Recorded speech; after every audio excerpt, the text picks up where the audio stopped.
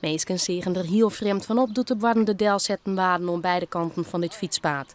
Ze sprutsen de lokaal ondernemer en rietslid Mijne Jansma van de Houloop aan. De eerste die ik naar je kwam, dat wie een man die weer zijn hondjes uit ontlitten en die wist dat ik rietslid ben. En die zei van nou hoe krijg je dit nou in de plas om dit op deze manier te doen.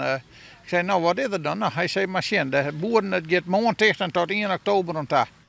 Jansma vindt het prachtig dat het fietspaad opknapt wordt, maar net in het toeristisch heegseizoen.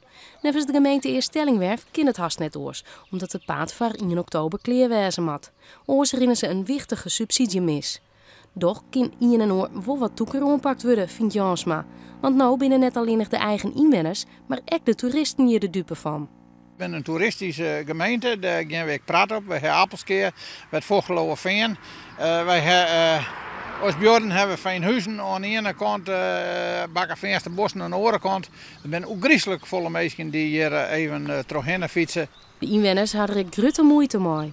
Ik wist dat het zou komen, maar dat ze het precies in het seizoen doen dat het zwembad open is. Ze hadden beloofd dat het voor die tijd zou gaan, dat het zwembad er geen last van had. En nu worden ze gewoon zwaar gedupeerd.